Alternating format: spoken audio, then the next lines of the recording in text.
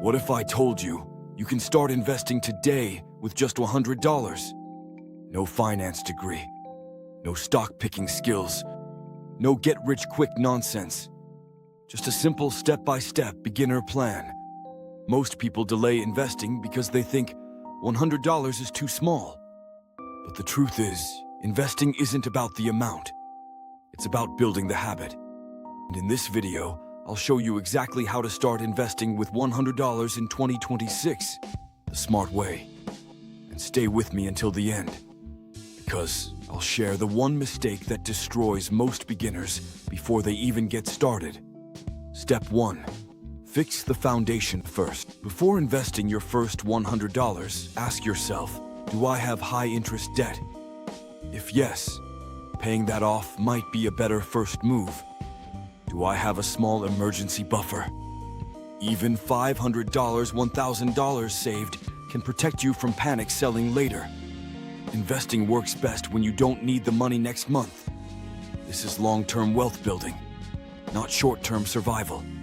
Step 2. Open the right investment account. You need a low-cost brokerage account. Look for zero or low commission fees, no high minimum balance, access to index funds or ETFs. Why does this matter? Because if you pay big fees on $100, your growth starts negative. Your goal as a beginner investor is simple. Keep costs low. Keep strategy simple. Step 3. Don't pick random stocks. This is where beginners go wrong. They see a trending stock online. They hear hype. They think, this will double my money. Sometimes it works. Most of the time, it doesn't. Instead, start with diversification. That means buying something like an index fund or ETF. An index fund spreads your money across hundreds of companies. For example, funds that track the overall market give you exposure to large, established businesses instead of betting on one single company. Less risk, less stress, more stability. And for beginners, that's powerful. Step 4. Understand what you're really doing. When you invest in index funds, you're not gambling. You're buying ownership in real businesses. Businesses grow over time. They innovate. They generate profits. Yes, markets go up and down. But long-term investing is about time in the market, not timing the market. If your $100 drops to $95 next month, that's not failure. That's normal market movement. The mistake is quitting too early. Step 5.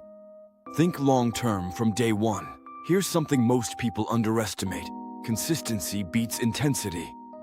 Let's say you start with $100, then invest $100 per month. Over time, with steady average returns, that habit can grow into something significant. Not overnight, not next year, but over years. It compounds. Wealth building is slow at first, then it accelerates. That's the power of compounding. Step 6. Automate if possible. Emotion is the biggest enemy of beginner investors. When markets go up, people get greedy. When markets go down, people panic. Automation removes emotion. If your platform allows it, set automatic monthly investments. Even small amounts.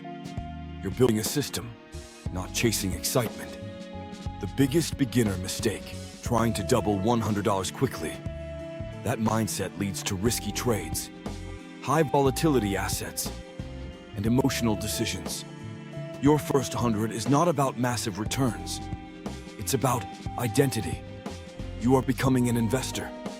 You are shifting from consumer to owner. And that mindset shift is more valuable than the money itself. Quick recap. If you want to start investing with $100 in 26, cover financial basics first. Open a low-cost brokerage account. Choose diversified index funds or ETFs. Think long-term.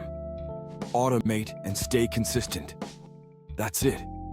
No complexity, no hype. Just structured investing for beginners.